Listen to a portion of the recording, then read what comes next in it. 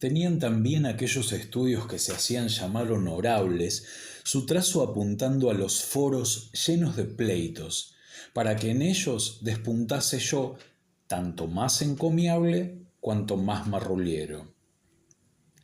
Tanta es la ceguera de los hombres que se ufanan incluso de su ceguera.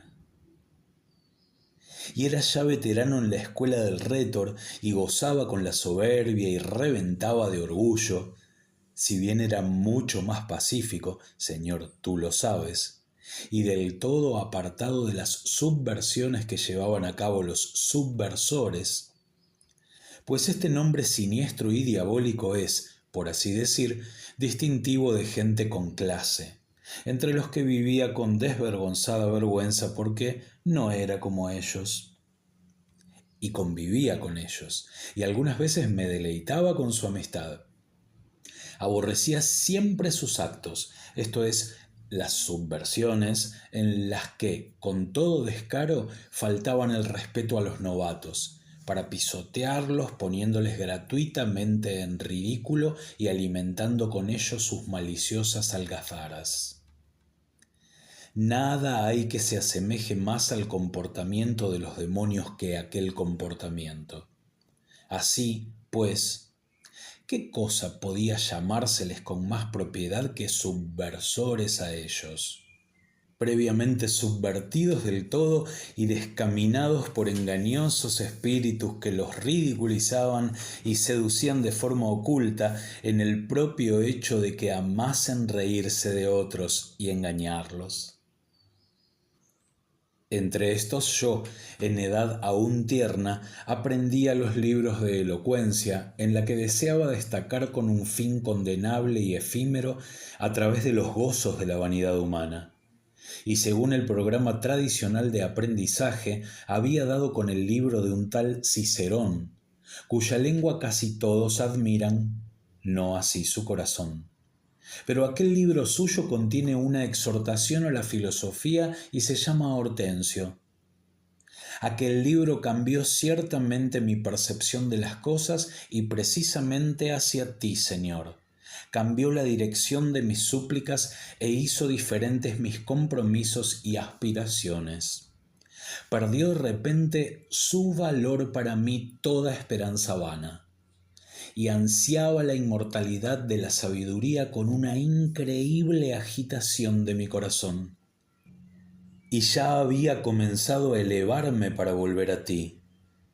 Y es que no era a afilar mi lengua, cosa que parecía adquirir a expensas de mi madre, a los 19 años de edad, tras haber muerto mi padre hacía 2 años. No era, pues, a afilar mi lengua a lo que destinaba aquel libro, ni me había convencido en la forma de decir, sino en lo que decía.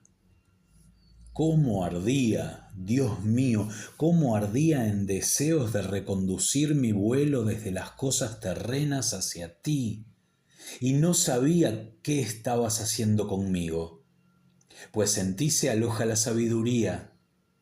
En cambio, el amor a la sabiduría tiene el nombre griego de filosofía, hacia donde aquellas letras me encendían.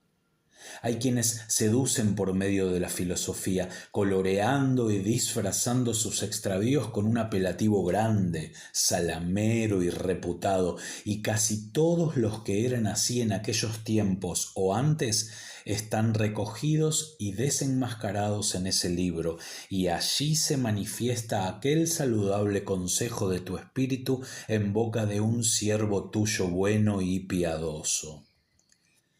Procurad que nadie os engañe por medio de la filosofía y la vana seducción según las costumbres de los hombres, según los elementos de este mundo y no según Cristo, porque en Él mismo habita corporalmente toda la plenitud de la divinidad.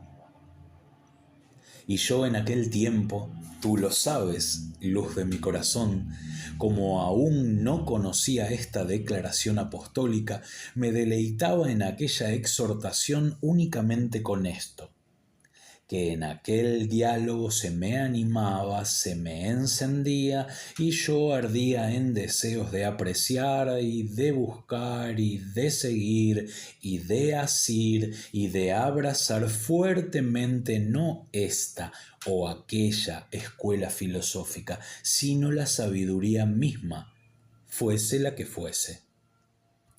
Y sólo una cosa me desconcertaba en tan grande ardor: el hecho de que no estuviese allí en nombre de Cristo, porque este nombre, según tu misericordia, Señor, este nombre de mi Salvador, tu Hijo, ya entonces lo había bebido cariñosamente mi tierno corazón en la leche de mi madre, y lo retenía en su fondo, y todo lo que estuviese sin este nombre, por más que fuese culto, refinado y verídico, no me subyugaba por entero. Así pues, me propuse dedicar mi atención a las sagradas escrituras y ver cómo eran. Y he aquí que veo que no eran cosa sabida para los soberbios, ni eran transparentes para los niños, sino que eran humildes en su paso, excelsas en su avance y cubiertas de misterios. Y yo no estaba en condiciones de poder introducirme en ellas, ni bajar mi cuello ante su paso. En verdad que no opiné del mismo modo a como acabo de decir cuando entré en contacto con aquella escritura, sino que me pareció indigna de que la comparase con la dignidad tuliana, porque mi altivez rechazaba su moderación y mi vista no penetraba en su interior. Sin embargo, ella era la que podía crecer con los niños, y yo desdeñaba ser niño y, lleno de orgullo, me tenía por adulto. Así pues, fui a dar de bruces con hombres de soberbios delirios, demasiado carnales y locuaces, en cuya boca estaban los lazos del demonio y el visco hecho con la confusión de las sílabas de tu nombre, y de nuestro Señor Jesucristo, y de nuestro Paráclito y Consuelo, el Espíritu Santo. Estos nombres no se apartaban de sus bocas, pero sólo en cuanto al sonido y al ruido de su boca. Su corazón, por lo demás, estaba vacío de verdad. Y decían verdad y verdad, y no paraban de repetírmela, y en ninguna parte la tenían, sino que decían falsedades, no sólo acerca de ti, que eres verdaderamente verdad, sino también acerca de los principios de este mundo, creación tuya. Incluso a los filósofos que hablaban verdades sobre esos principios debí dejarlo atrás por amor a ti, Padre mío, supremo bien, hermosura de todo lo hermoso. Oh, verdad, verdad. Cuán profundamente suspiraban por ti también entonces las entrañas de mi espíritu cuando aquellos te hacían sonar a mis oídos con frecuencia y de muchas maneras, con la sola voz y con numerosos y enormes libros. Y aquellas eran las bandejas en las que a mí, que tenía hambre de ti, me eran servidos en tu lugar el sol y la luna, hermosas obras tuyas, pero al fin y al cabo obras tuyas, no tú, ni tampoco las primordiales. Y es que más valiosas son tus obras espirituales que esas cosas corpóreas, por más luminosas y celestes que sean.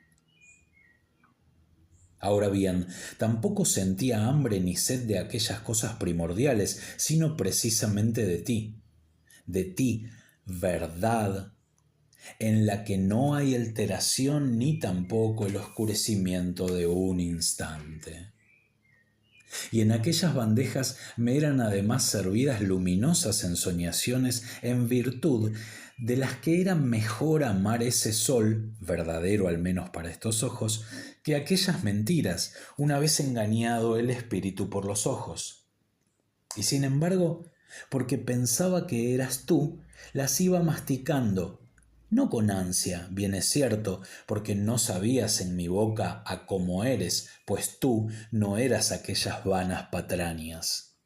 y ellas no me alimentaban, sino que sentía mayor hambre. La comida en sueños es muy semejante a la comida de los despiertos, y, no obstante, los que duermen no se alimentan con ella, pues duermen. A su vez, todo aquello tampoco era semejante en modo alguno a ti, como me lo has dicho ahora, porque eran ilusiones corpóreas, falsos cuerpos. Y más ciertos que ellos son esos cuerpos verdaderos que vemos con nuestra visión carnal, ya sean terrestres o celestes, al igual que las bestias y las aves. Los vemos y son más ciertos que cuando los imaginamos. Y de igual modo los imaginamos con una certeza mayor de la que nos ofrecen otros más grandes e infinitos que conjeturamos a partir de ellos y que no existen en absoluto. Con vaciedades de ese cariz me alimentaba y no me alimentaba.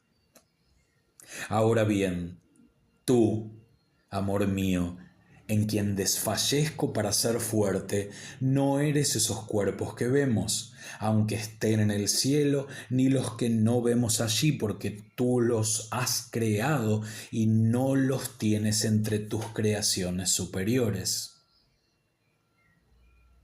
Por lo tanto, qué lejos estás de aquellas imaginaciones mías, imaginaciones de cuerpos que en absoluto existen. Más ciertas que estas son las imaginaciones de los cuerpos que existen, y más ciertos que estas últimas son los cuerpos que, sin embargo, no eres.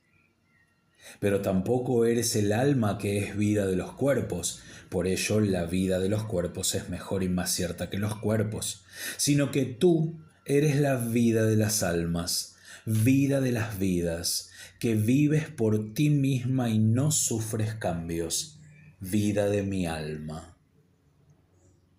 Así que, ¿a dónde te me habías ido entonces? Y qué lejos. Y lejos viajaba yo apartado de ti y de las bellotas de los cerdos que alimentaba con bellotas. Cuánto mejores resultaban entonces las fabulillas de gramáticos y poetas que aquellas engañifas. Pues los versos, el poema y la Medea que vuela eran sin duda más útiles que los 5 elementos coloreados de forma diversa según los 5 antros de las tinieblas que en absoluto existen y que matan a quien se lo cree. Sí, incluso el verso y el poema los incluyo en los estofados de verdad. De hecho, aunque recitaba que Medea volaba, no lo afirmaba. Aunque oía recitarlo, no me lo creía. Aquellas, en cambio, las creí. Ay, ay, ¿por qué escalones me dejé guiar a las profundidades del infierno? Ahora sí que en apuros y en marejada, por escasez de verdad, al buscarte a ti, Dios mío, te lo confieso a ti que te apiadaste de mí y eso que todavía no te confesaba, no según el entendimiento de la gente por el que quisiste que aventajase a las bestias, sino según el sentido de la carne. Tú, en cambio, estabas más dentro de mí que mi más profunda interioridad y por encima de lo más alto a lo que yo podía llegar. Tropecé con aquella mujer atrevida, carente de sabiduría, la alegoría de Salomón, que sentada sobre una silla en su portal decía: «Comed de grado panes ocultos y bebed la dulzura del agua robada». Esta me sedujo porque encontró a uno que habitaba fuera, en el ojo de mi carne, y que rumiaba en mi interior lo mismo que había engullido a través de aquel.